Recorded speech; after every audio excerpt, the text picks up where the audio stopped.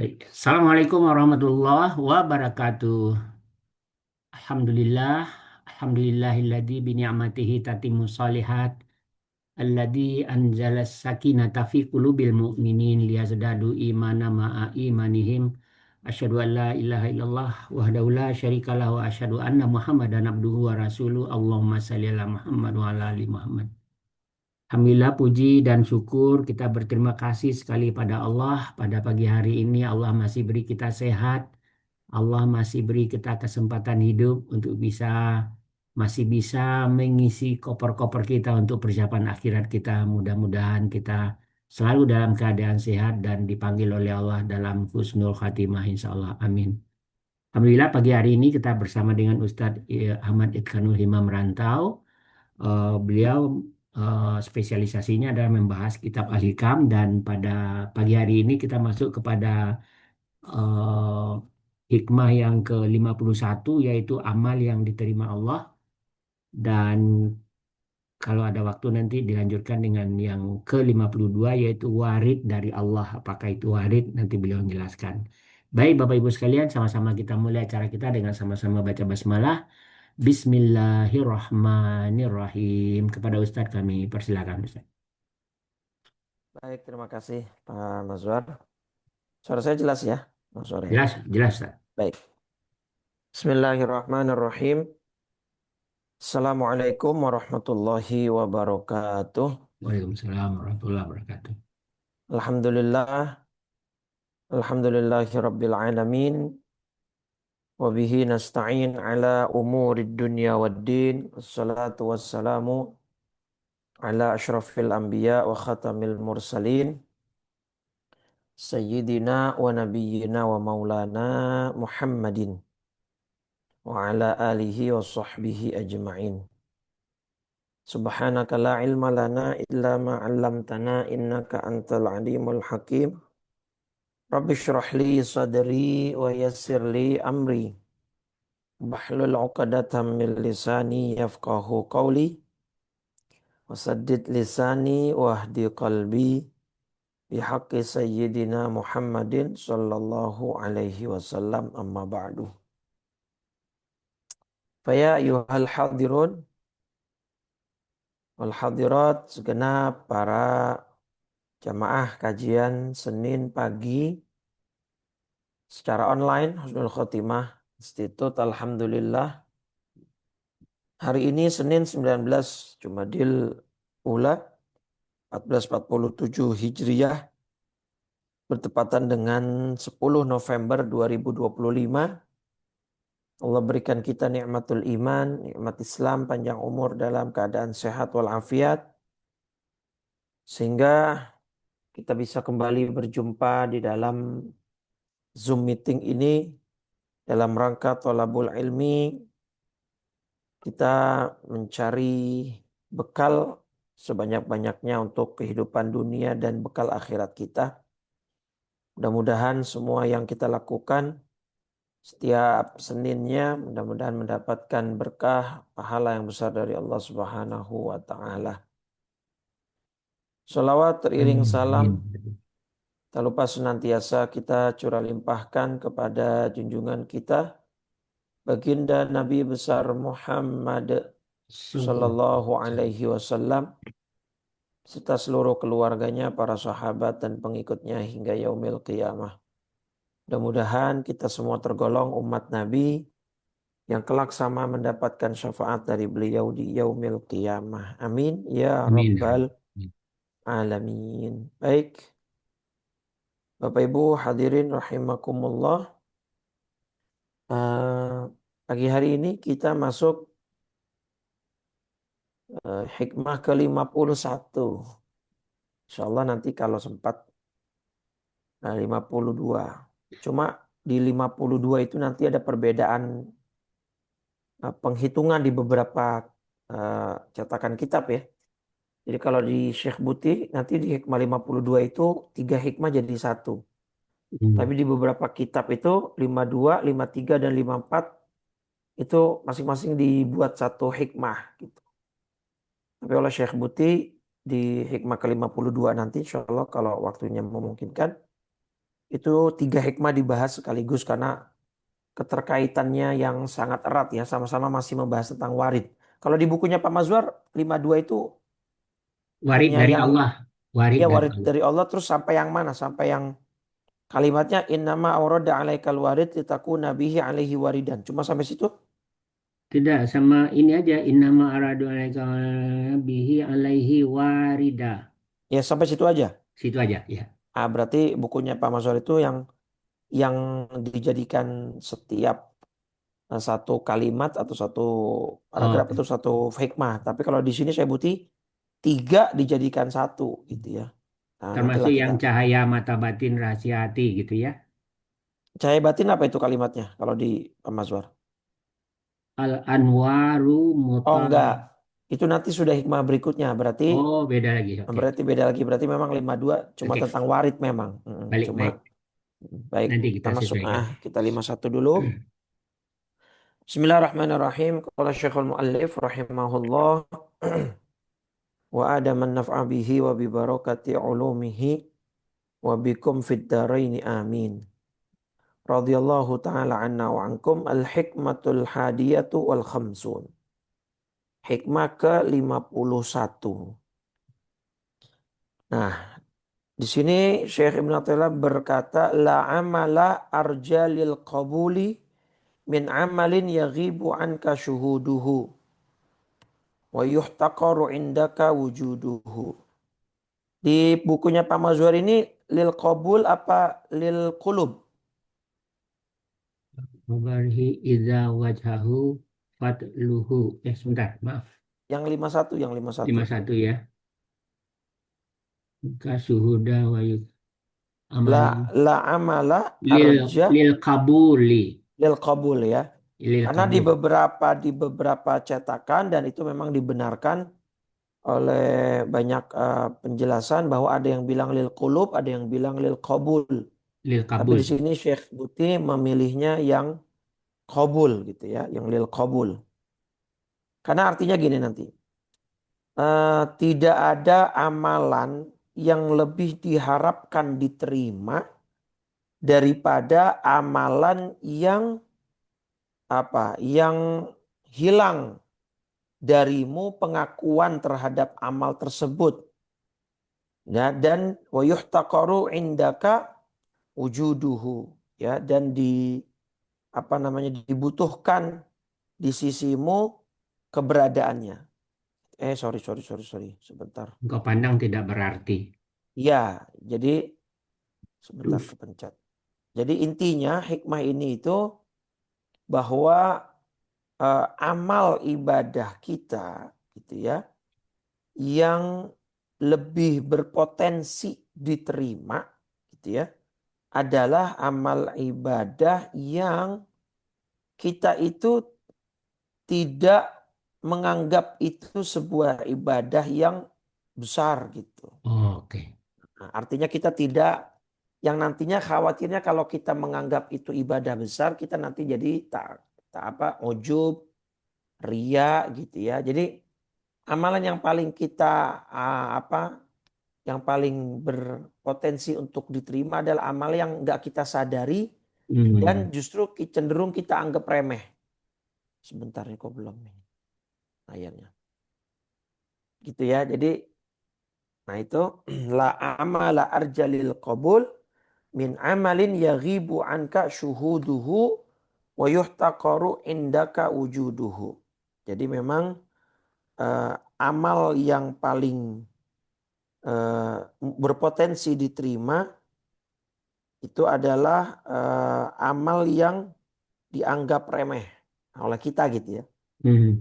Oleh kita sendiri. Jadi kita tidak menganggap itu sebagai sebuah amal yang Luar biasa. dahsyat ya, yang luar biasa. Walaupun mungkin secara effort itu butuh tenaga yang besar, secara waktu mungkin butuh waktu yang lama ya dan mungkin secara harga atau secara nominal angka gitu ya.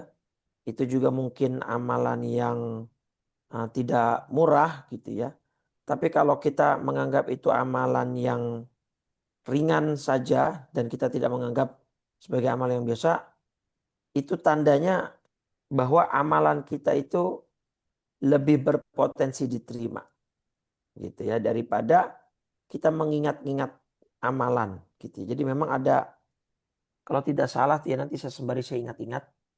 Jadi amalan yang paling berpotensi diterima adalah amalan yang kita gampang lupa gitu ya. Hmm. Amalan yang potensi eh, diterimanya lebih besar gitu ya. Itu lebih apa namanya adalah amalan yang kalau kita beramal udah kita nggak ingat-ingat. Kita tidak menganggap itu sebagai sebuah amalan yang besar gitu. Itu inti daripada hikmah ke 51 gitu ya. Nah, ini nanti kaitannya memang secara akidah dan tauhidnya ada benang merahnya ya di dalam dua hal gitu ya. Nanti kalau kita kaitkan dengan hikmah sebelumnya itu sebenarnya ada bahwa ini ada dua dua apa ya? Dua prinsip akidah ya. Dua prinsip akidah kita yang penting. Satu, bahwa Allah lah ya pencipta segala sesuatu ya, segalanya termasuk perbuatan kita ya, termasuk perbuatan kita. Nah, ini nih dari sisi akidah gitu ya. Jadi wallahu khalaqakum wa ma taf'alun. Jadi di dalam sebuah ayat ayat sebentar sambil saya ingat-ingat. Wallahu khalaqakum wa ma ta'malun. Jadi Allah lah Subhanahu wa taala yang menciptakan kamu dan juga Allah yang menciptakan apa yang kamu lakukan. Yaitu surat eh, As-Saffat kalau tidak salah ayat 36. Ya 7 ayat 36. 96 sorry. 3796. Ini Bapak Ibu. Wallahu khalaqakum wa ma ta'malun. Ini harus diingat-ingat nih ya. Wallahu khalaqakum wa ma ta'malun. Padahal Allah lah yang menciptakan kamu dan apa yang kamu perbuat itu. Ya. Jadi memang secara akidah kita harus meyakini perbuatan manusia itu termasuk ciptaan Allah gitu ya. Jadi eh, jangan kemudian kita bertingkah seolah oh ini ibadah saya ya karena saya orang yang apa namanya orang yang baik, orang yang tingkat imannya besar dan saya orang yang memang apa rajin dalam beribadah. Nah, itu nanti cikal bakal kesombongan, riak dan seterusnya gitu ya, penyakit hati yang lainnya. Jadi kalau kita meneguhkan ayat ini dan maknanya di dalam hati kita, kita sekarang kajian online aja ini kan berarti dari Allah ya. Ini semuanya ciptaan Allah. Kita bisa mendengar, saya bisa berbicara, Bapak Ibu bisa mendengar gitu ya. Kita melalui Zoom meeting yang teknologi buatan manusia ini gitu ya.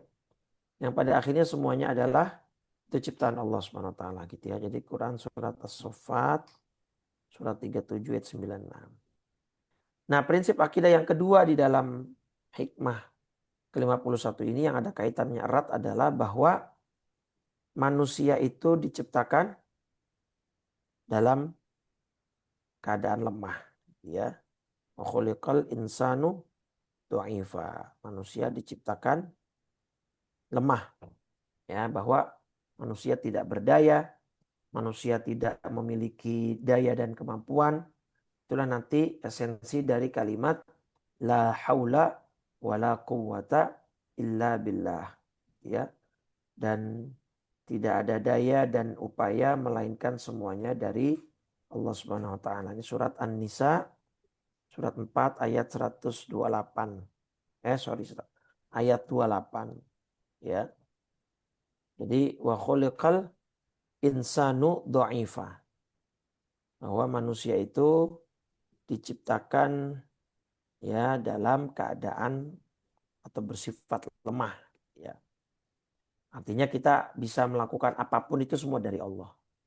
Nah, maka kata Syekh Butia dalam penjelasannya, ketika dua prinsip ini sudah menancap dengan dalam ya di dalam hati sanubari seorang mukmin, maka dia akan lebih mudah untuk kemudian menganggap amalnya itu biasa.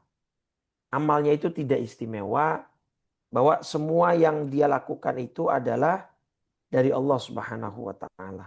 Ya. Jadi tidak kemudian menjadikan dia jumawa, tidak kemudian dia menjadi sombong, apalagi menganggap amalnya itu adalah amal yang merupakan hasil jerih payah dia sendiri. Nah, ketika dua prinsip akidah ini sudah kita tanamkan, insya Allah kita akan bisa lebih menganggap amal kita itu remeh gitu ya. Karena memang secara konsep ketika kita sudah bisa melupakan amal kita, itu di antara tanda amal kita akan diterima, insya Allah. Karena kan manusia cenderungnya gitu ya. Apa peribahasanya gajah semut di ujung di seberang Gak nampak kelihatan. terlihat, nah gajah di pelupuk mata tidak terlihat. Itu artinya kita cenderung kalau ke orang lain itu kita cari aibnya. Kalau aib kita kita tutup kan gitu ya. Dan kecenderungan kelebihan orang lain terbalik kita tutup, tapi kelebihan sendiri kita, kalau orang Betawi istilahnya ngagul ya, dibesar-besarkan gitu. Nah, itu diantara ciri orang yang jauh dari Allah itu seperti itu. Ya, maka kita harus punya satu prinsip bahwa amal kita masih jauh dari kata sempurna. Ya, ibadah kita masih jauh dari kata hebat gitu. Dan kehebatan itu hanya milik Allah. Daya dan upaya yang kita dapatkan untuk beribadah itu juga dari Allah. Sehingga kita ya insya Allah dengan begitu akan bisa lebih diterima ibadah kita oleh Allah Subhanahu wa taala. Nah, itu ya, Bapak Ibu ya. Jadi dua prinsip akidah itu, nah itu ya, idza sahal insan lihatainil haqiqataini fi kayyanihi. Di sini alima annahu madinun.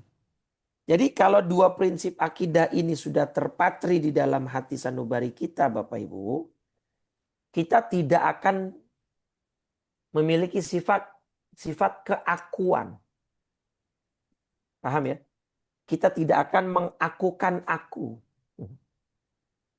Ya, karena sejatinya aku ini adalah Allah gitu. Anallah gitu ya. Artinya ketika dua prinsip akidah ini sudah matang di dalam hati kita, nah kita nggak akan bilang nih saya, nih gue gitu kan, nih hebatnya gue gitu. Enggak. Justru ketika kita meyakini dua hakikat prinsip akidah ini, bahwa eh, kita itu justru yang berhutang kepada Allah akhirnya. Ya, kita akan merasa kita berhutang kepada Allah dalam arti apa? Ya, saya bisa berada di posisi sekarang, di posisi di mana saya bisa ibadah, mau beribadah, mampu beribadah, sempat beribadah, itu kan? Itu semua dari Allah. Nikmatnya dari Allah, pengetahuannya dari Allah, gitu ya. Kemudian segala-galanya dari Allah. Jadi terus apa yang bisa saya banggain, Bu, dari diri saya gitu kan? Toh Islam dan iman ini dari Allah. Taufik dan hidayah sehingga kita mau untuk ibadah itu dari Allah. Tenaga yang kita gunain untuk beribadah dari Allah. Pemahaman, kesadaran yang ada dalam diri kita untuk kita kemudian memperbanyak ibadah dari Allah gitu. Nah, terus apa kita? Ininya kita gitu ya. Nah, kalau dalam prinsip akidah juga kan manusia itu kita itu cuma punya satu hal, yaitu apa? Al-kasbu. Ya, wal ikhtiyar, awil ikhtiyar. Jadi yang akan menjadi poros ya kenapa kita akan diberi pahala atas amalan kita, atau mungkin kita dihukum karena dosa kita, ya karena itulah pilihan kita gitu kira-kira ya. Kenapa? Artinya gini, ketika ada orang berbuat dosa maksiat, zina misalnya, tenaga yang dia gunakan untuk berzina dari Allah. Mohon maaf, misalnya kenikmatan yang dia dapatkan dari berzina dari Allah. Itu kan ketika ada tukang begal atau pencuri, dia lari untuk apa namanya menghindar dari kejaran warga. Nah, larinya itu kakinya dari Allah, tenaganya dari Allah, semuanya dari Allah. Ya, nah cuma kenapa kamu milih itu? Gitu. Itu yang akan besok dipertanggungjawabkan di hadapan Allah. Perbuatan itu sebagai bukti aja bahwa hati kita memilih itu pada akhirnya. Nah, kenapa kamu memilih yang haram padahal bisa yang halal gitu kan? Kenapa kamu memilih melakukan dosa padahal ada perbuatan yang mengandung pahala dan seterusnya. Nah, jadi kita cuma di sini Bapak Ibu. Wewenang kita manusia. Nah, maka ketika Allah menggiring seseorang, menggiring kita untuk melakukan ibadah, terus kenapa kita harus menonjolkan diri kita? Justru kitalah yang berhutang banyak sama Allah.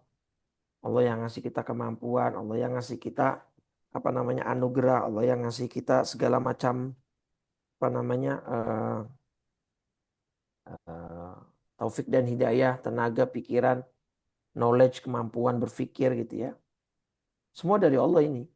Jadi kalau misalnya kita masih meng- mengedepankan dan menonjolkan diri kita, itu orang bodoh kata ulama gitu ya Pak. Karena semuanya dari Allah Subhanahu wa taala, sehingga kita bisa melakukan apa yang diperintahnya dan meninggalkan apa yang dilarangnya. Nah, itulah esensi dari doa yang diajarkan Nabi. Allahumma a'inni ala dzikrika wa syukrika wa husni ibadatik.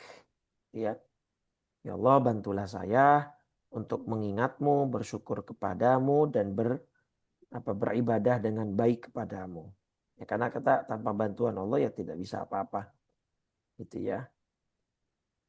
Nah, itu Bapak Ibu, jadi orang-orang ulama, para solehin ya, para aulia, itu mereka sangat malu di hadapan Allah ya ketika mereka masih terbersit di dalam hatinya perasaan inilah saya, inilah gue gitu kan. Inilah ibadah yang saya lakukan. Semuanya dari saya sendiri, saya yang bisa melawan setan gini. Enggak.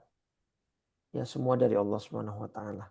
Kita hanya punya wewenang untuk memilih gitu dengan segala uh, daya dan pikiran yang Allah kasih ke kita.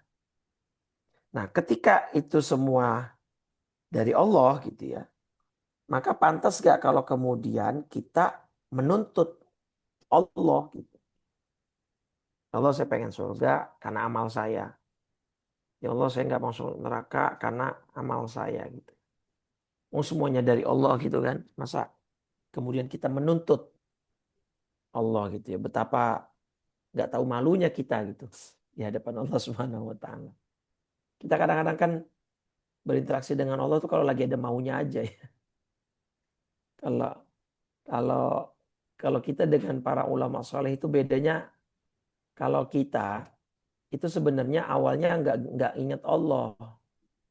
Ya, cuman ketika kita lagi ada masalah, misalnya kita punya hutang atau kita punya keinginan lah, kepentingan, pengen ini, pengen itu gitu ya.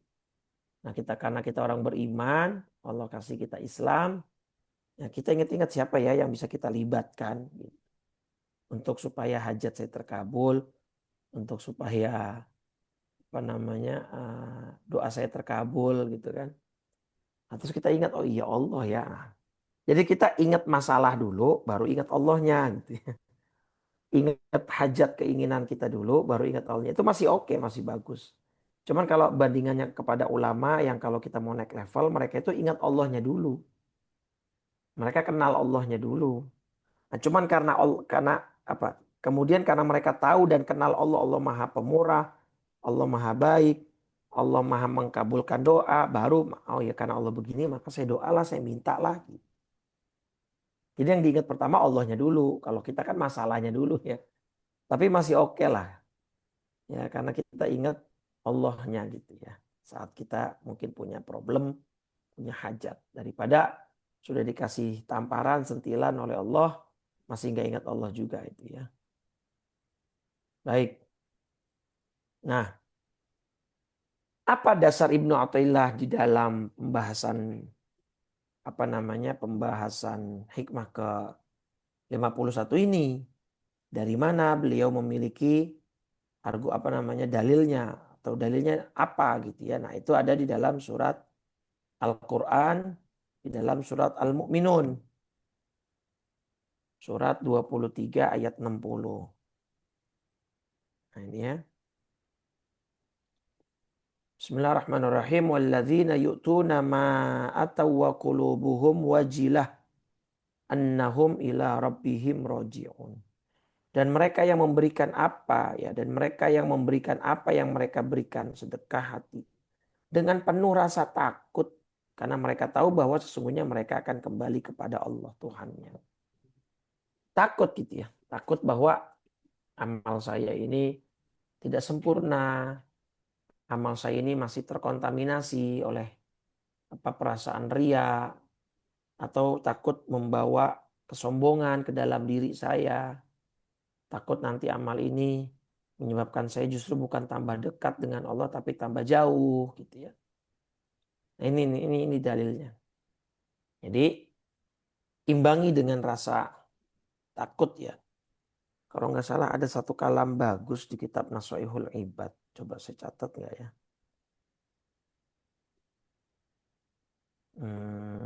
Nah ini. Ada kalimat bagus di kitab Nasha'ihul Ibad fi bayani alfaz munabbihat alal isti'dad liyaumil ma'ad. Ya, kitab Nasha'ihul Ibadnya ini karya Syekh Nawawi Banten ya, ulama Nusantara yang kaliber internasional. Bahkan beliau pernah mendapat julukan Sayyid Ulama Hijaz. Ya, pemimpin ulama Hijaz, Mekah Madinah pada masanya gitu ya. Orang Banten asli Tanah Arak. Nah, itu menjelaskan kitab karya Imam Ibnu Hajar. Di sini ada kalimat al-muqirru bit taksir abadan mahmudun. Nah, ini perhatikan, ini pas nih Bapak Ibu nih dengan pembahasan kita. Wal iqraru bit taksir alamatul qabul. Nah, itu ya. Alhamdulillah nih pas nih. Al-muqir, orang yang selalu mengaku bit taksir dengan sifat penuh kekurangan. Ya, ibadah saya kurang maksimal, ibadah saya kurang khusyuk, ibadah saya kurang sempurna, kurang banyak, kurang kualitasnya ini dan itu. Abadan mahmud. Perasaan seperti itu selamanya terpuji. Itu perasaan yang bagus gitu ya, perasaan yang positif.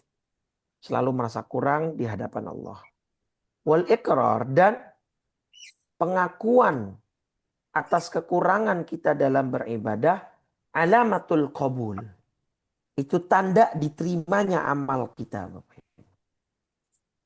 Ya, ada satu hadis saya pernah baca, cuma saya lupa lagi ingat-ingat dari tadi nih. Itu di Bukhari, di Muslim, di Tirmizi atau di kitab hadis mana gitu ya. Bahwa salah satu tanda diterimanya amal kita adalah ketika kita sudah beramal terus kita lupakan. Kita nggak ingat-ingat gitu ya. Dan itu kan lebih mudah ketika amalan kita ringan gitu Pak. Jadi nanti korelasinya gini. Nah ini ya. Saya buatkan sketsanya. Jadi uh, amal diterima, al-qabul, penerimaan amal itu lebih berpotensi di amalan yang tadi itu ya, yang yaghibu anka syuhuduhu, artinya yang ya, dilupakan atau kita remehkan lah, yang dilupakan atau yang diremehkan oleh kita. Artinya diremehkan, kita tidak menganggap itu perbuatan yang luar biasa gitu. Nah, dan korelasinya amalan yang mudah dilupakan atau mudah diremehkan adalah amalan-amalan yang ringan atau kecil gitu ya. Maka nanti di hadisnya kata Nabi apa? La tahtakironna minal ma'rufi syai'an. Nah, kalau itu jelas tuh hadis Sahih Muslim. Gitu ya. Coba kita cari hadisnya. Jadi kata Nabi, jangan remehkan perbuatan baik, perbuatan apa namanya, soleh, sekecil atau seringan apapun. Gitu ya. Nah, terus ini juga ada larangan kata Nabi, ya nisa al muslimat la tahkiron najaratun li jaratiha. Wahai para ibu-ibu, nah ini yang di khitab ibu-ibu nih, yang diajak bicara ibu-ibu. Wahai ibu-ibu muslimah, janganlah meremehkan pemberian seorang tetangga kepada tetangganya. Walau firsi nasyatin, walau hanya sebatas lemak gitu, lemak daging, bukan dagingnya, tapi lemaknya gitu ya. Artinya sampai seperti itu Nabi menjelaskan bahwa walaupun pemberian itu sedikit, walaupun pemberian itu kecil, sedekah itu murah, ya jangan diremehkan gitu. Karena bisa jadi apa namanya ridho Allah itu berada di dalam ibadah-ibadah yang kecil itu tadi gitu ya. Jadi la tahqiranna minal ma'rufi syai'a. Janganlah kita meremehkan amalan ya soleh yang kita bisa lakukan seringan apapun, sekecil apapun. Nah ini dia. Ini lebih jelasnya nih. Nah ini ya, lihat kalimatnya Bapak Ibu di hadis Sahih Muslim nomor 2626. Jadi 2626. Angka cantik tuh ya. La tahkiranna minal ma'rufi syai'a. Itu tegasnya. Janganlah kamu meremehkan kebaikan sekecil apapun. Walau antal ko akhoka biwajhin tolkin. Walau hanya dengan kamu bertemu saudaramu ya dengan wajah yang yang senyum, yang sumringah. Ya. Jadi jangan kita meremehkan kebaikan sedikit apapun, sekecil apapun gitu ya. Walaupun kita hanya sekedar senyum di hadapan saudara sesama muslim, makanya uh, jangan suka muka kecut gitu ya. Jangan suka memble, jangan suka ya jangan suka cemberut lah. Itu amalan ringan yang bisa jadi di situ Allah ridho sama kita. Itu Bapak Ibu ya. Jadi jangan sekali-kali kita meremehkan amalan sekecil apapun. Nah, itu nanti di situ. Ya di sini berarti hadis riwayat Muslim ya nomor 2626. Nah itu ya. Nah jadi amalan kita kalau mau diterima ya maka tadi jangan menganggap amalan kita itu luar biasa. Karena kita ketika merasa amalan kita masih jauh dari kata sempurna, nah itu tadi kata di kitab Nashul Ibad al-iqrar bit taksir alamatul qabul. Pengakuan kita atas kekurangan kita dalam beramal itu adalah tanda atau ciri amal kita diterima. Nah, amal yang paling mudah untuk diremehkan atau kita lupakan adalah amalan yang sifatnya ringan. Nah, maka itu dia. Kata Nabi dalam hadis Muslim 2626, jangan meremehkan ibadah sekecil apapun. Tapi jangan kemudian konsep ini disalahpahami, akhirnya kita beramal yang ringan-ringan aja gitu ya. Kalau gitu sedekahnya sedikit aja Ustadz biar gampang dilupain. Karena kalau sedekah banyak kan gampang diingat-ingat gitu. Atau masih ada perasaan eman-eman sayang gitu. Maka ibadahnya sedikit aja 2.000 Ustadz. Itu enggak begitu ya konsepnya ya. Bapak Ibu, artinya semua amal apa yang bisa kita lakukan gitu ya. Walaupun itu kecil gitu maksudnya. Tapi kalau bisa besar dan kita bisa lebih ikhlas dengan yang besar, dan yang besar itu juga tetap kita anggap biasa saja, kita remehkan, ya sudah. Gitu ya, Bapak Ibu. Tadi dari ayat tadi tuh surat Al-Mu'minun ayat 60, dalilnya itu ya, dalil Al-Qur'annya. Surat 23, surat Al-Mu'minun ayat 60, bahwa ada orang-orang yang ketika bersedekah hatinya diliputi rasa takut. Ya, diliputi rasa takut. Karena bahwa mereka tahu itu bahwa mereka akan kembali kepada Allah. Takut amalnya nggak diterima gitu ya. Takut apa namanya dirinya akan sombong, riya dan seterusnya. Kemudian, nah di surat ayat masih surat Al-Mu'minun tadi ayat 62 ya. Nah 61-nya 60 tadi. Sekarang 61-nya ulaika yusari'una fil khairat. Tadi kan ada rasa takut ya. Nah, mereka itu akan bersegera dalam kebaikan-kebaikan, sekecil apapun kebaikannya. Wahum laha sabiqun, dan mereka lah orang-orang yang lebih dulu memperoleh kebaikan tersebut. Karena tidak memilah, ya tidak kemudian pilih-pilih. Semua kebaikan yang bisa dia lakukan, kecil maupun besar, tetap dia kerjakan, tetap dia lakukan. Ya Bapak Ibu ya. Nah terus dalilnya doa tadi, Allahumma a'inni ala dzikrika wa syukrika wa husni ibadatik. Nah di sini ada satu potret yang disisipkan oleh Syekh Ibnu Taimiyah. Contoh lah ya, contoh atau potret dari sahabat Umar Ibn Khattab radhiyallahu anhu. Ketika di zaman beliau ada seorang ibu yang apa? Kelaparan, anaknya, kemudian dia merebus batu ya, untuk kemudian menghibur anaknya agar tidak terus menangis. Nah, kemudian Sayyidina Umar cepat-cepat ya lekas bergegas untuk pulang ke rumah dan memikul sendiri ad-daqiq ya, tepung ya.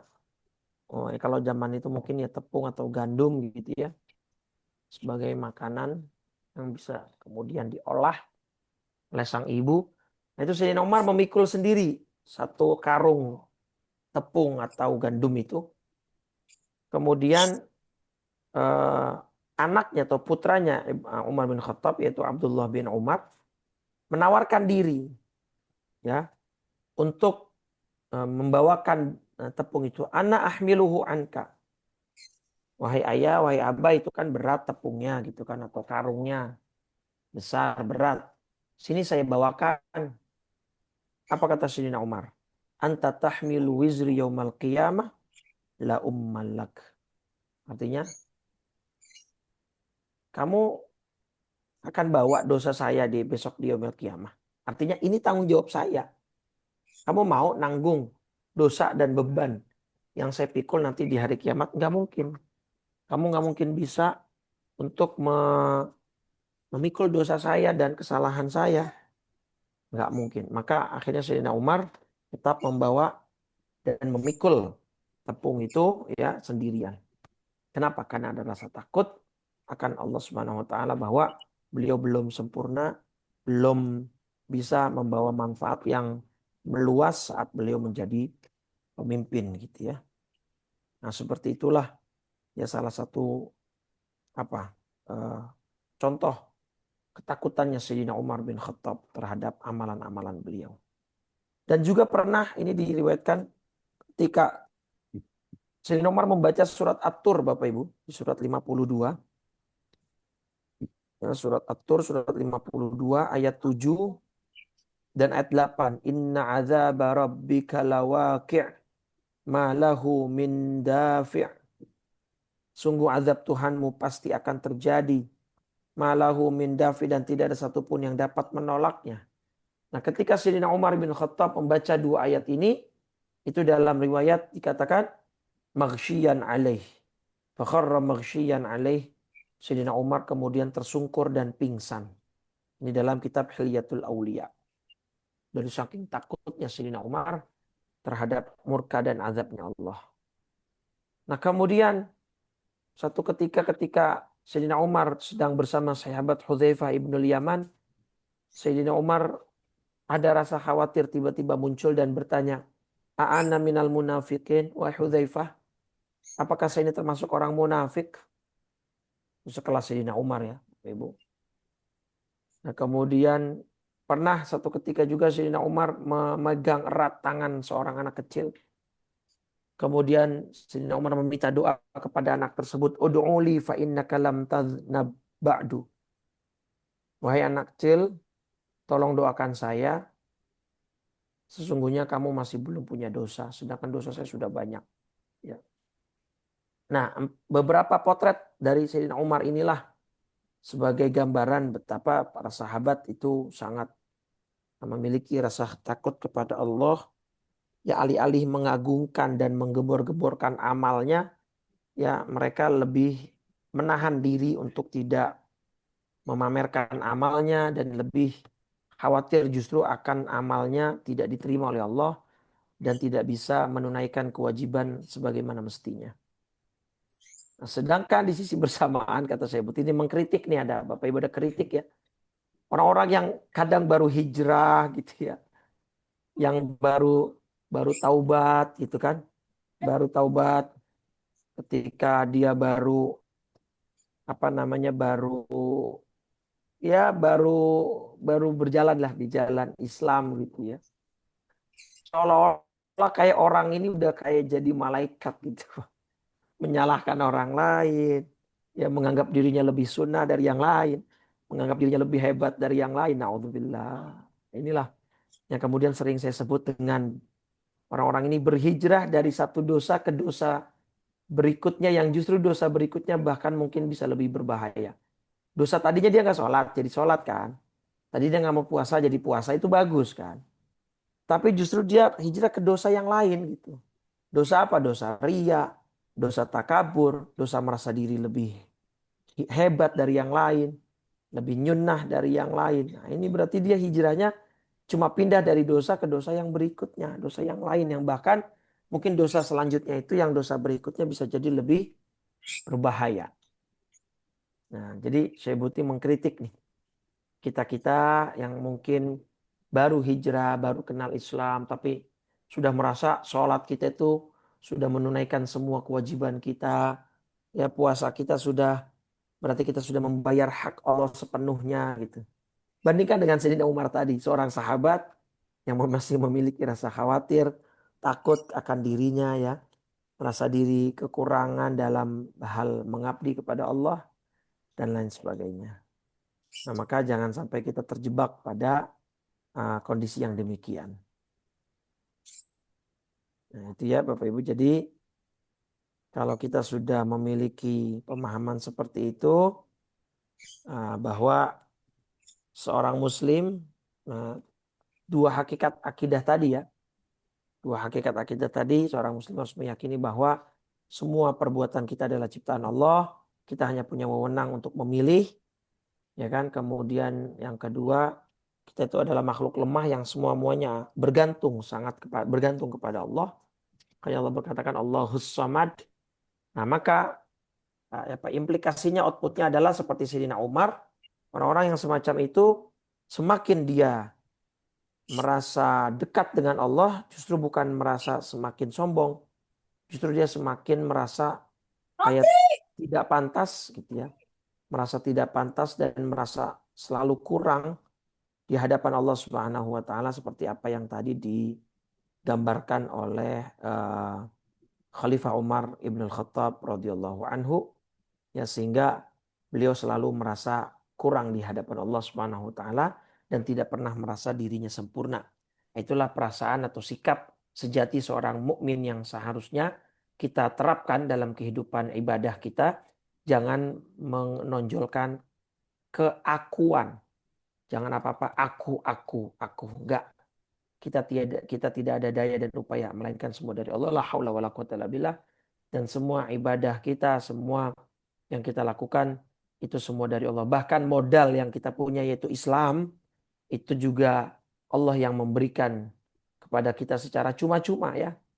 Seperti Allah tegaskan di dalam surat Al-Hujurat surat 49 ya. Surat Al-Hujurat surat 49 di ayat 17 ya. Yamununa alaika an aslamu. Mereka merasa berjasa kepadamu dengan keislaman mereka.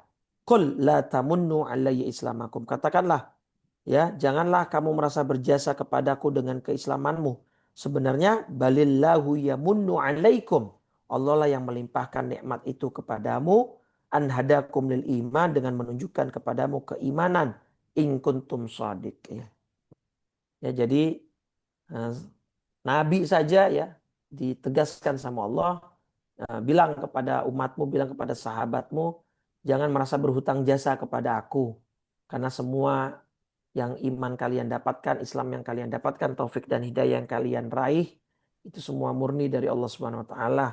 Dengan dalil dan bukti bahwa Nabi Muhammad SAW tidak bisa kemudian membuat pamannya Abu Lahab beriman dan masuk ke dalam Islam. Itu menjadi bukti yang sangat amat kuat dan tidak terbantahkan bahwa Islam dan iman yang kita punya ini mutlak murni dari Allah Subhanahu wa taala. Ya, kalau modal yang dasar seperti itu saja kita dari Allah, maka apa yang mau kita kemudian banggakan dan sombongkan dari amal ibadah yang selama ini kita lakukan ya. Itu juga sama dengan surat Al-An'am surat 6 ayat 125 ya. Faman yuridillahu ayyahdiyahu yashrah sadrahu lil Islam. Siapa yang dikehendaki Allah akan mendapatkan hidayah, maka dia akan membukakan dadanya untuk memeluk atau menerima Islam. Jadi semua dari Allah. Semua mauhubah pemberian limpahan anugerah dari Allah. Kita tidak ada daya dan upaya yang kita miliki, kita hanya bisa memilih dan itu pun atas bimbingan dan limpahan nikmat dari Allah Subhanahu wa taala. Dan Allah berpesan di dalam surat Al-Anfal surat 8 ayat 45, ya ayyuhalladzina amanu idza laqitum fi'atan fathbutu wadhkurullaha katsira la'allakum tuflihun. Orang yang beriman, apabila kamu bertemu pasukan musuh, maka berteguh hatilah dan sebutlah nama Allah sebanyak-banyaknya, berzikir dan berdoa agar kamu beruntung di sisi Allah Subhanahu wa taala. Maka janganlah kita memiliki perasaan bahwa amal kita ini adalah karena kita, karena kehebatan kita, karena kemauan kita. Karena Allah akan hanya menerima amal dari orang-orang yang bertakwa. Ya, surat Al-Maidah surat 5 ayat 27 ya, ketika menceritakan tentang kisah Qabil dan Habil, Allah bilang qala innama yataqabbalullahu minal muttaqin. Ya, Allah menerima kurban ya dari seorang Habil ya, karena Habil merasa bahwa amalnya itu tidak ada apa-apanya, tetapi juga diiringi dengan kesungguhan untuk beramal. Karena kan korbannya Habil yang diberikan itu kan korban terbaik ya. Dalam tafsirnya kan Habil seorang petani ya. Kalau Qabil peternak gitu ya. Atau terbalik itulah pokoknya salah satunya. Tetapi Qabil hanya memberikan persembahan kepada Allah yang buruk gitu ya, yang jelek. Sedangkan Habil menyempurnakan ya kurbannya, persembahannya kepada Allah, sehingga Allah menerima amalnya karena Habil mempersembahkan yang terbaik dan juga memiliki perasaan bahwa ibadah yang dia lakukan itu adalah hanya dari Allah Subhanahu wa taala. Baik, itu hikmah ke-51. Kita risam lagi. La amala arjalil qabul. Tidak ada amal ibadah yang lebih diharapkan bisa diterima oleh Allah, melainkan amalan yang pengakuanmu terhadap amal itu hilang. Itu kalau secara harfiah ya. Artinya kamu tidak mengakui amalmu itu sebagai amal yang hebat. Wa yahtaqiru indaka wujuduhu, dan keberadaan amalmu itu kamu anggap remeh dan kamu anggap sesuatu yang yang tidak bisa dibanggakan, karena sejatinya semua yang kita lakukan itu hanyalah bimbingan pemberian dari Allah Subhanahu wa taala. Baik, mungkin itu Pak Mazwar Baik, untuk hikmah ke-51. Silakan, ada pertanyaan dulu. baik. Oh ya, ada Bapak pertanyaan. Ibu sekalian, ada yang mau ditanyakan atau klarifikasi dari Ustadz tentang hikmah ke-51? Insya Banyak Allah. Pak Maswar. Ya, silakan Pak Abdul Syukur. Ya. Assalamualaikum warahmatullahi wabarakatuh, Pak Ustadz. Waalaikumsalam warahmatullahi. Tadi disebutkan di dalam surat An-Nisa itu bahwa manusia itu kan diciptakan dalam keadaan lemah. Mm-mm. Lemah. Nah, sementara ini apakah berarti bahwa kalau manusia itu melakukan kesalahan, senantiasa Allah akan mengampuninya karena sudah diciptakan dalam keadaan lemah, tetapi kemudian setan diciptakan untuk yang kelakuannya itu adalah menggoda manusia baik dari depan, dari belakang, dari samping, kiri, kanan dan sebagainya. Itu bagaimana ya caranya kita itu bisa memahami itu? Terima Ya, kasih. baik. Ya, betul Pak Abdul Syukur. Jadi ketika Allah menciptakan kita sebagai makhluk yang dhaif, nah di situ kan Allah sebenarnya ingin apa? Melihat manusia ini ketika dia menyadari bahwa dia dhaif atau lemah, dia kembalinya ke siapa? Dia bersandarnya ke siapa? Justru itu kan kemarin sudah kita bahas tuh di hikmah keberapa. Justru kelemahan inilah yang menjadi kebanggaan kita. Karena dengan kita lemah, Allah membatasi kemampuan kita dalam segala hal. Allah itu pengen kita bersandar kepadanya. Allah pengen kita lari menuju kepadanya. Sehingga dengan begitu, ya berarti kita mengakui kelemahan kita dan kita mengarahkan kelemahan kita ini untuk kita sandarkan kepada Allah Subhanahu wa taala. Justru kalau nanti manusia diciptakan kuat, wong diciptakan lemah saja muncul seperti Firaun yang merasa dirinya kuat, yang merasa dirinya segala-galanya padahal sudah tahu lemah. Muncul seperti Abraha yang merasa dirinya kuat kemudian ingin menghancurkan Ka'bah. Muncul seperti Namrud yang akhirnya Namrud dalam kitab Qasasul Anbiya Ibnu Katsir matinya saja hanya dengan seekor serangga yang masuk ke dalam kepalanya melalui lubang telinga. Itu dalam kitab Qasasul Anbiyanya Ibnu Katsir, Raja Namrud yang zalim di zaman Nabi Allah Ibrahim itu matinya karena ada serangga masuk ke dalam kepalanya lewat telinga dan karena itu gatal serangga nggak bisa keluar, itu Namrud memukulkan kepalanya dengan palu atau ke tembok begitu, Pak. Karena gatal nggak karuan. Itu mungkin di zaman itu kan mungkin belum ada teknologi kedokteran yang bisa operasi dan lain sebagainya. Artinya apa? Selemah itu manusia, matinya hanya karena seekor serangga yang masuk ke dalam kepalanya. Nah, maka ketika manusia diciptakan lemah saja muncul sosok-sosok yang luar biasa sombong seperti itu. Firaun, Namrud, Abraha. Nah, apalagi kalau diciptakan manusia itu kuat gitu ya. Akan lebih banyak lagi manusia-manusia yang membangkang dan menyombongkan diri. Maka justru disitulah ya kenikmatan kita menjadi seorang manusia, seorang hamba yang lemah. Bahwa kita berarti punya alasan yang kuat untuk kita tidak sombong. Kita punya alasan yang kuat untuk kita kembali ke Allah. Udah yuk, kita nggak bisa apa-apa loh. Kita ini nggak bisa, nggak punya apa-apa loh. Kita ini nggak berdaya apa-apa loh. Nah justru disitulah Allah pengen lihat. Nah ketika kita bisa memaksimalkan atau mengkonversi bahasa saya kemarin ya. Mengkonversi kekurangan kita sebagai manusia yang lemah justru menjadi kelebihan, yaitu dengan kita iltija kembali kepada Allah. Nah disitulah kemudian Allah akan membantu kita untuk kemudian kita akan dibantu oleh Allah menawan hawa nafsu gitu kan. Makanya tadi kan a'inni ala dzikrika wa syukrika wa husni ibadatik. Allah tidak akan membiarkan kita terjerumus dalam godaan setan. Nah, ketika kita sudah kembali kepada Allah sudah backingannya backingan pusat gitu Pak sudah. Iya, Gitu ya. Ibaratnya sudah tidak ada yang perlu dikhawatirkan lagi sebenarnya itu kan. Nah, iya. cuman nyata statement dari Allah wa qalilun min ibadiyasy syakur. Tapi sedikit yang seperti itu. Nah, mudah-mudahan kita termasuk yang sedikit itu. Makanya Amin. ada di dalam kisahnya Sayyidina Umar. Sayyidina Umar ketika lagi tawaf itu di zaman khalifah beliau, ketika beliau menjadi khalifah, ada orang doanya gini, Allahumma ja'alni minal qalil. Ya Allah, tolong masukkanlah saya ke dalam golongan minoritas gitu ya. Nah, Sayyidina Umar bingung gitu kan. Apa maksud doamu itu? Jadikanlah saya daripada yang sedikit atau kalau bahasa sayanya tadi gitu ya. Terjemah bebasnya jadikanlah saya termasuk orang yang minoritas. Nah, yang dimaksud orang itu ternyata tadi surat Saba itu, surat 34 ayat 14 atau 13 itu wa qalilun min ibadiyasy syakur dan sangat sedikit sekali hamba-hambaku yang bersyukur. Nah, maka orang itu meminta agar dimasukkan ke dalam golongan yang minoritas itu yang sudah Allah statementkan. Gitu ya Pak bersyukur Allah. Baik, Terima kasih, berikut Ustaz. berikut dari Ibu Uni Dr. Yurni Satria. Silakan Uni. Terima kasih Pak Masar. Assalamualaikum Ustadz. Waalaikumsalam warahmatullahi ya Uni. Ya. Saya mau tanya tentang surat As-Saffat ayat 96 tadi ya, bahwa Allah menciptakan manusia termasuk perbuatannya. Yes, yes. Nah, ini bagaimana dengan orang-orang yang perbuatannya itu ya tidak disukai Allah lah. Bagaimana itu kaitannya, Ustadz? Oke, Terima baik. kasih, Ustadz. Ya.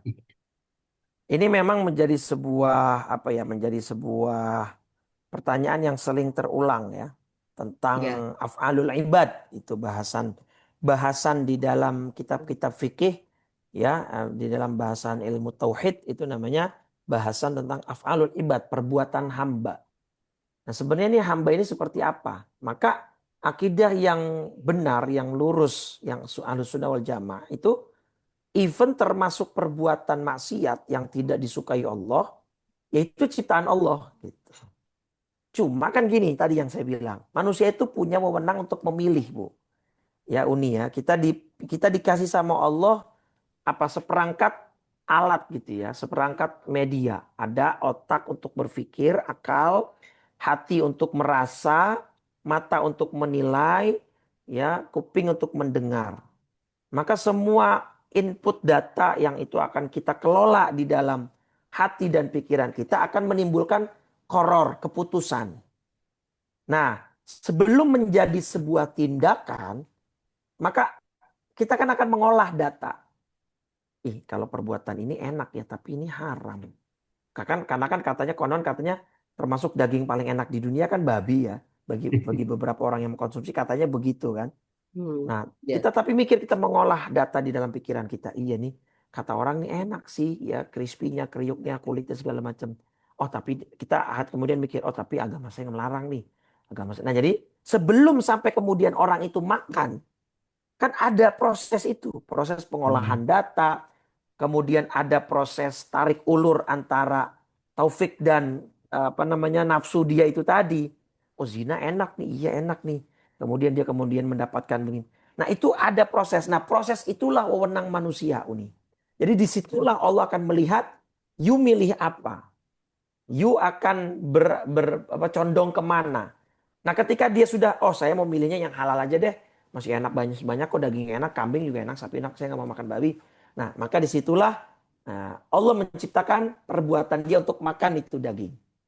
Tangan yang dia pakai untuk menyuap, ya kemudian tenaga yang dia gunakan untuk berjalan. Semua dari Allah, dia nggak punya daya dan upaya. Itu maksud la haula wala quwata illa billah. Tapi proses sampai kemudian akhirnya menjadi sebuah tindakan, itu adalah wewenang manusia yang disitulah akan menjadi poros atau alasan Allah akan memberikan pahala atau memberikan murka atau siksa kepada orang tersebut. Nah, orang mau zina nih, kan akan tarik ulur dulu tuh. Satu sisi nggak boleh ini haram, tapi satu sisi wah sayang juga kalau dilewatin nih ceweknya cantik. Jadi itu semua akan bergelut di dalam hati dia. Nah, ketika dia sudah mau mengambil keputusan, ya saya akan keluar, saya nggak mau. Nah, Allah juga yang mengatakan. Tapi ketika dia, ya saya mau untuk zina, saya mau untuk minum, Allah juga yang bikin perbuatan dia. Nah, tapi dalam adabnya, ketika itu sudah menjadi sebuah tindakan, nggak boleh. Fala talumanna illa nafsak. Jangan menyalahkan kecuali diri Anda sendiri. Jangan, kenapa kamu kok zina? Sudah takdir dari Allah nih, Allah yang menggiring saya. Oh nggak bisa. Kita dengan akal, pikiran, dan hati kita, dengan seperangkat sensor yang Allah kasih, kita bisa milih kok. Kan Bapak Ibu sebagai manusia yang berdikari gitu ya, yang merdeka, kita bisa milih kan untuk bisa ikut kajian atau enggak. Tadi kita bisa wewenang 100%, saya nggak mau ikut online hari ini. Atau saya mau ikut online, itu 100% di kita kok keputusannya. Nah, tapi ketika kita sudah memutuskan, nah itulah. Surat As-Saffat tadi, wallahu khalaqakum wa ma ta'malun. Allah lah yang menciptakan makhluknya dan apapun yang dia lakukan. Nah, tetapi untuk menjadi kemudian sebuah tindakan, nah, itu ada al-kasbul ikhtiar, pilihan manusia atau hamba itu akan diperhitungkan oleh Allah Subhanahu wa taala. Begitu nih ya. Jadi kita tidak seperti wayang. Makanya kan sudah saya juga pernah bahas ya. Dalam hal ini masalah af'alul ibad itu ada 3 mazhab. Ya, af'alul ibad ada 3 mazhab. Apa saja? Ada Jabariyah, ya, ada kemudian Qadariyah. Nah, kita di tengah-tengah itu ada Ahlus Sunnah wal Jamaah. Ya, Ahlus Sunnah wal Jamaah. Nah, ini Jabariyah. Jabariyah itu berpikiran manusia kayak wayang Uni. Jadi manusia cuman memerankan peran yang dimainkan oleh dalang Allah dalam hal ini. Jadi manusia nggak punya daya. Udah kalau dia zina ya berarti dari Allah, kalau dia minum khamr ya berarti dari Allah, kan songong ini. Dan ini pun tidak sesuai dengan logika dan akal sehat. Qadariyah ini free will ya. Qadariyah itu mengatakan bahwa manusia berkehendak 100%. Ini lebih sesat lagi nih. Manusia berkehendak 100%. Nggak ada ikut campurnya Allah. Nggak ada apanya namanya, nggak ada eh, pelibatan dari Allah.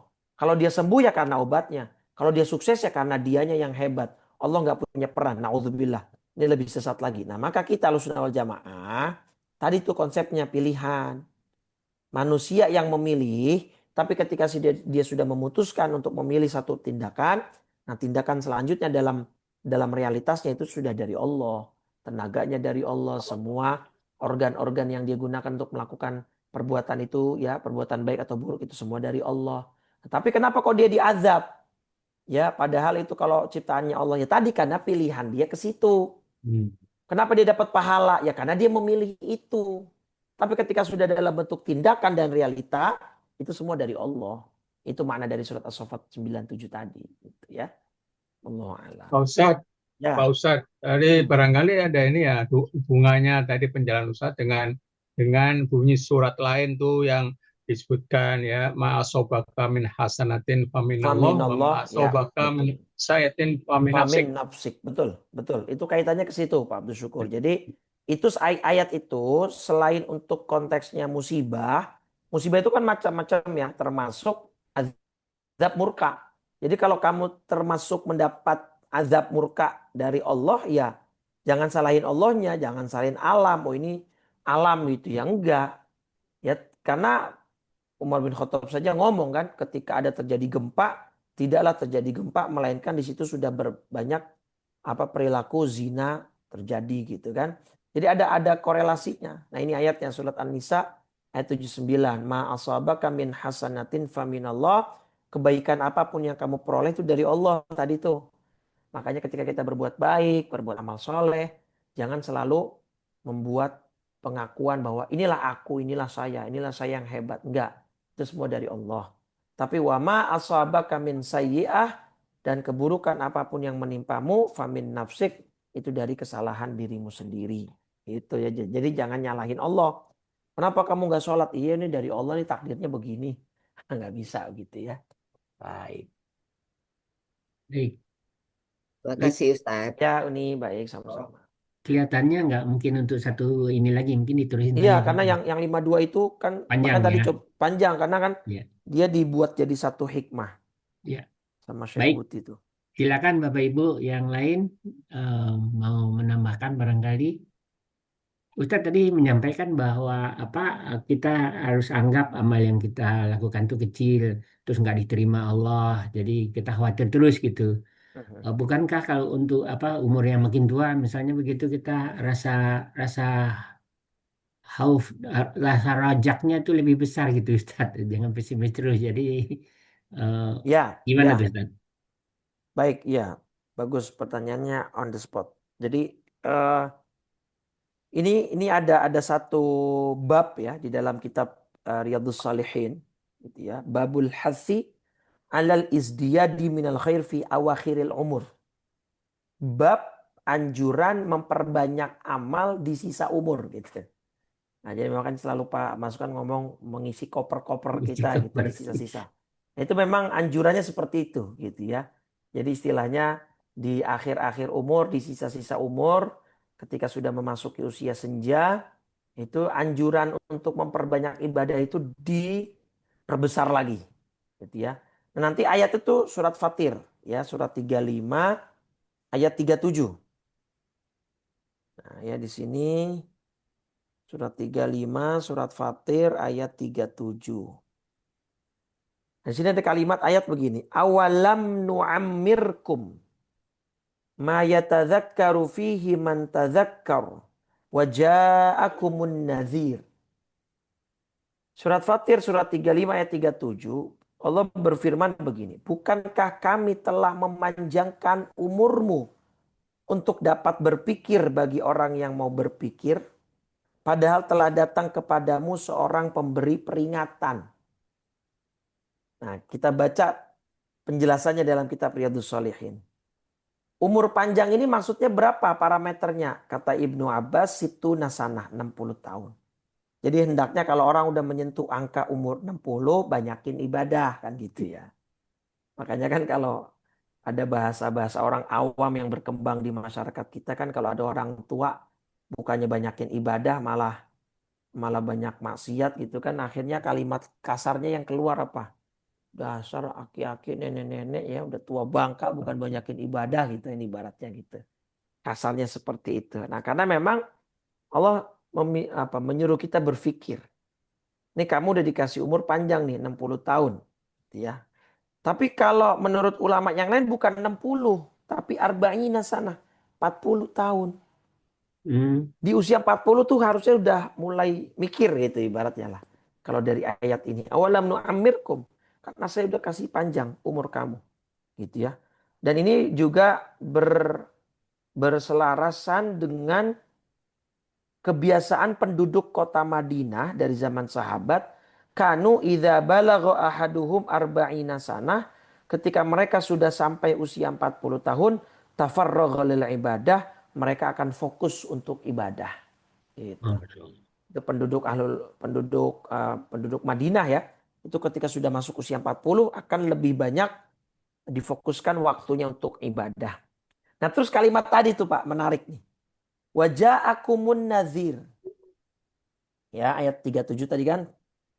Kita baca lagi ayatnya. Bukankah kami telah memanjangkan umurmu untuk dapat berpikir? Tuh makanya mikir, umur udah panjang nih, udah banyak gitu kan. Bagi orang yang mau berpikir, tapi kan gak semua orang tua mau berpikir gitu ya. Nah, padahal telah datang sesuatu pemberi peringatan. Kalau di sini diartikan seseorang. An-Nadhir di sini, pemberi peringatan di ayat ini, memang mayoritas ulama tafsir memaksudkan ayat An-Nadhir di sini adalah nabi. Itu. Kan ada nabi yang udah kasih peringatan. Adanya azab, adanya siksa gitu ya. Nah, tapi ada pendapat dari ulama tafsir yang lain, pemberi peringatan di situ bukan nabi, tapi apa? Uban, asyaib. Gitu. Jadi uban ini adalah pemberi peringatan gitu ya. Miskol, ibaratnya ada miskol dari Allah ya, dari malaikat Israel, secara kalkulasi matematika manusia ya, terlepas takdir gitu ya, karena banyak juga yang belum beruban tapi meninggal gitu kan. Tapi ya, secara kalkulasi manusia ya, ketika dia sudah memiliki itu berarti jatah usianya akan semakin berkurang gitu ya.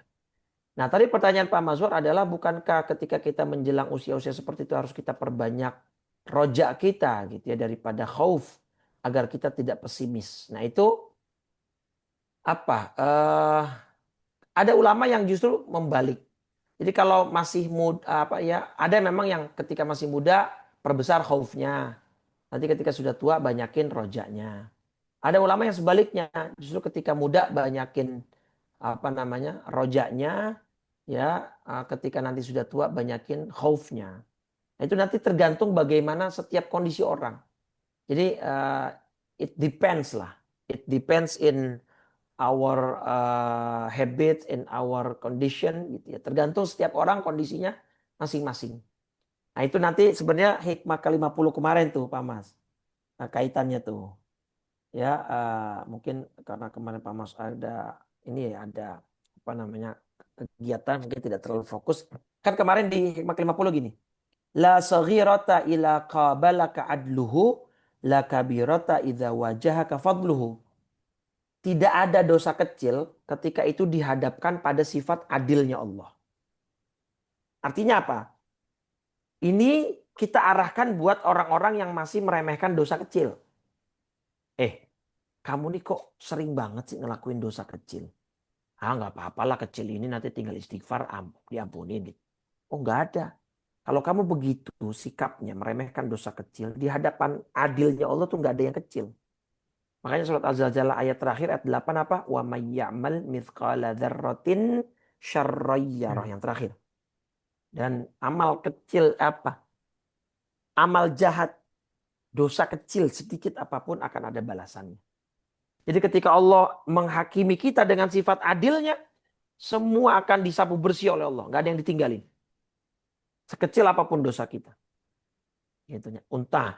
Nasihat yang part pertama ini di hikmah ke-50 kita arahkan buat orang yang selalu meremehkan dosa kecil. Nah, tapi untuk yang selalu untuk yang masih melakukan dosa besar, supaya dia tidak putus asa, kita bilang ini, la kabirota idza wajahaka fadluhu. Tapi ketika kita berhadapan dengan fadlunnya Allah, ya dengan anugerah dan karunia dari Allah, nggak ada dosa besar. Artinya selama kamu mau taubat, selama kamu mau berubah, Allah pasti ampuni dosa kamu. Nah, jadi jangan kemudian latai asu mir rauhillah. Ya, jangan putus asa dari rahmatnya Allah. Jadi perasaan selalu merasa kurang ini bukan berarti kita kedepankan atau menonjolkan putus asanya. Tapi lebih kita kedepankan bahwa ke kitanya bukan ke Allahnya. Jadi dihadapkan ke kitanya. Saya yang masih kurang. Saya yang masih banyak khilaf. Saya yang masih banyak kekurangan. Tapi Allah sih nggak butuh ibadah saya. Allah sih nggak butuh amalan saya. Allah sih nggak butuh persembahan dari saya. Maka ketika saya yang butuh, maka saya ngerasa ini masih kurang, gitu loh. Karena kita yang ngerasa kurang, karena kita yang butuh, maka kita yang merasa kurang. Jadi Tapi kita ketika optimalkan terus gitu. nah itu nanti arahnya ke situ untuk mengoptimalkan. Karena kan kita yang butuh. Kita Iya. aja kalau untuk dunia kan pengennya optimal kan. Kita Iya. butuh duit nih, kita butuh gaji, nyarinya perusahaan yang bisa provide kita yang bagus dong, salary-nya yang tinggi, kemudian tunjangannya yang besar.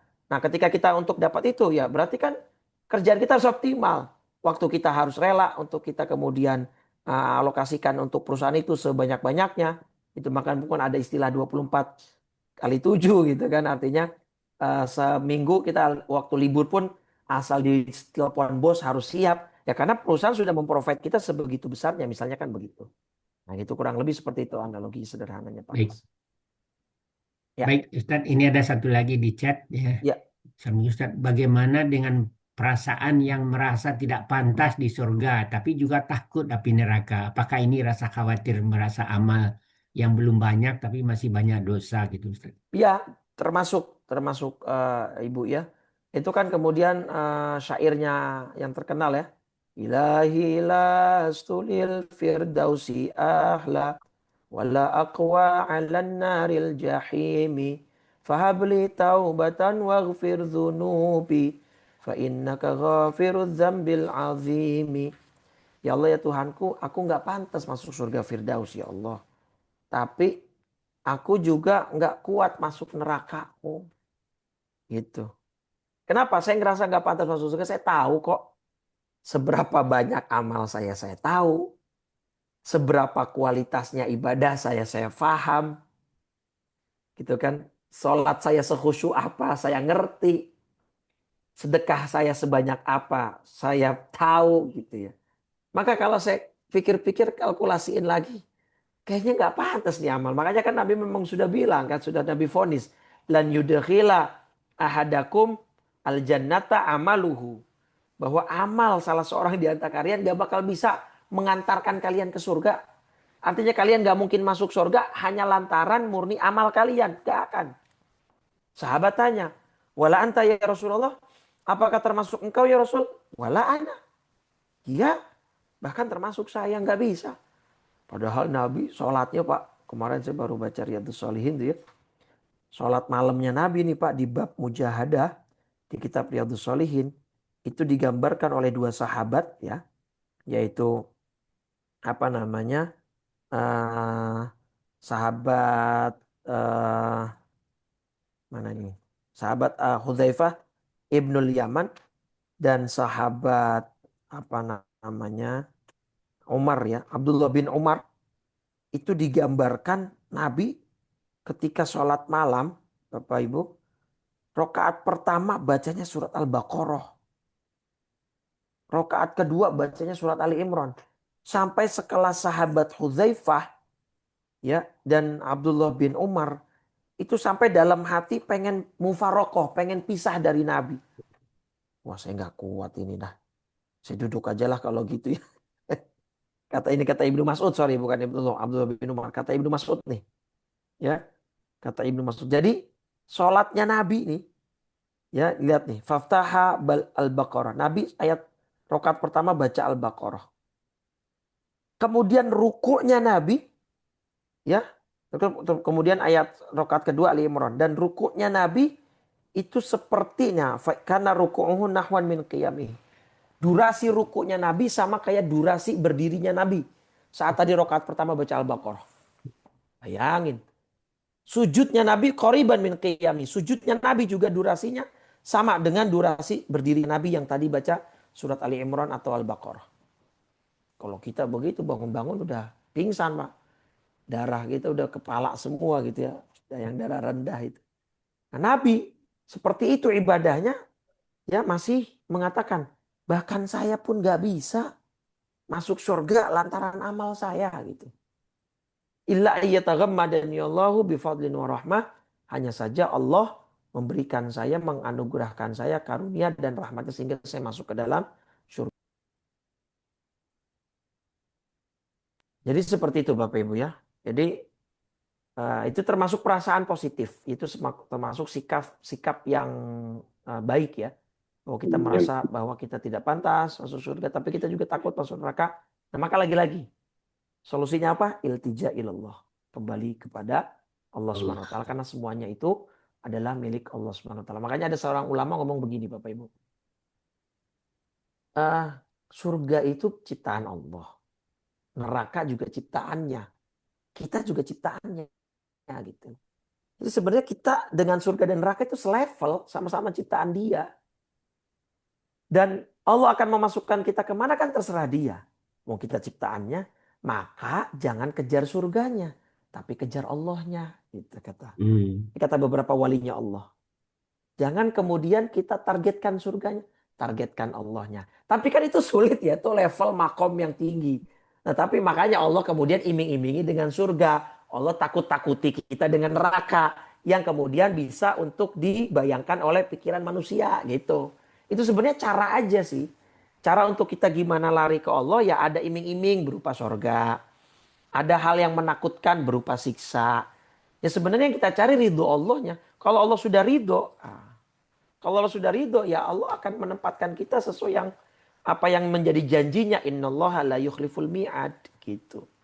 Jadi deketin aja Allahnya, pepet aja Allahnya gitu.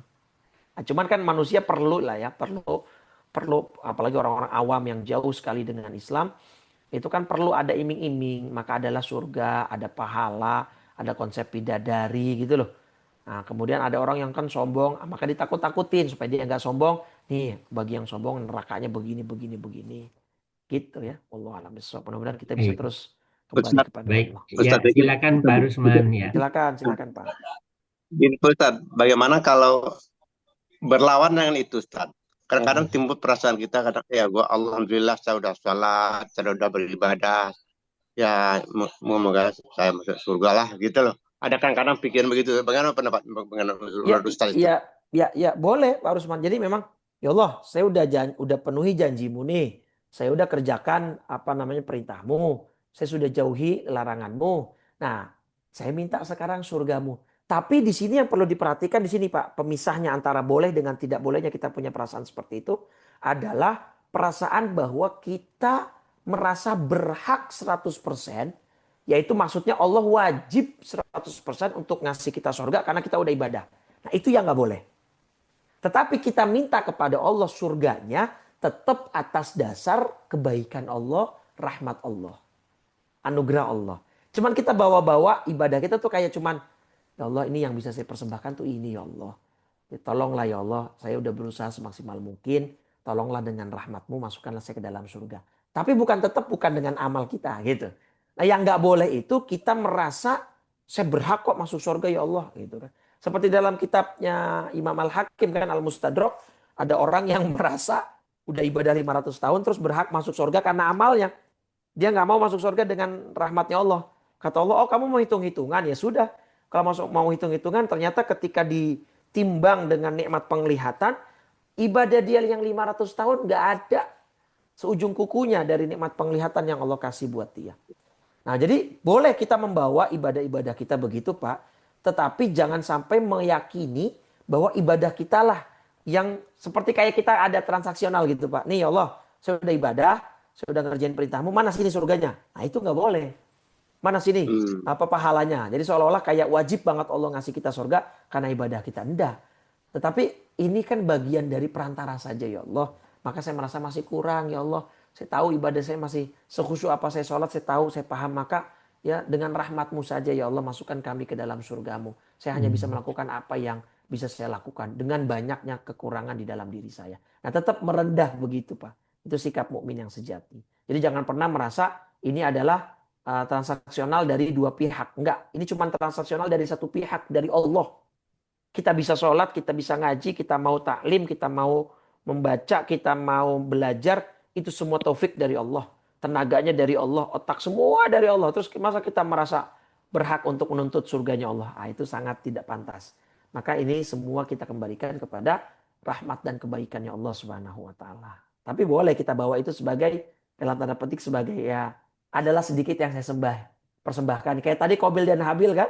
Disuruh persembahkan ya, maka persembahkan yang terbaik gitu. Tapi merasa tetap bahwa ini bukan menjadi harga untuk kita menebus surga. Begitu Pak Rusman ya. Wallahu a'lam bishawab. Baik, Masya Allah, luar biasa. Ya. Terima kasih banyak Ustadz, ini waktunya juga udah Ya, terima cukup. kasih Pak Baik, Mazwar. Alhamdulillah. silakan Ustadz. Terima kasih banyak Baik, nih pagi ini. Bapak Ibu, mudah-mudahan tutup, Allah Ustadz. mudah-mudahan Allah berikan kita taufik dan hidayahnya. Allah terus berikan kita perhatiannya. Mudah-mudahan Allah tidak pernah melepaskan kita sedetik pun. Allah kemudian mudah-mudahan terus limpahkan karunia Islam, iman dan taufik hidayahnya kepada kita dan keluarga kita, sehingga sedetik pun kita tidak akan berpaling dari Allah Subhanahu wa taala. Mari kita akhiri dengan 3 kali kalimat tauhid dan doa kafaratul majlis. Kalau Rasulullah sallallahu alaihi wasallam, afdalul dzikri fa'lam annahu la ilaha illallah, la ilaha illallah, la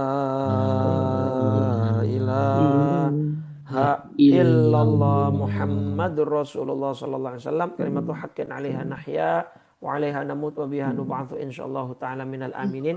Alhamdulillah rabbil alamin. Allahumma shalli ala sayyidina Muhammadin wa ala alihi washabihi ajma'in.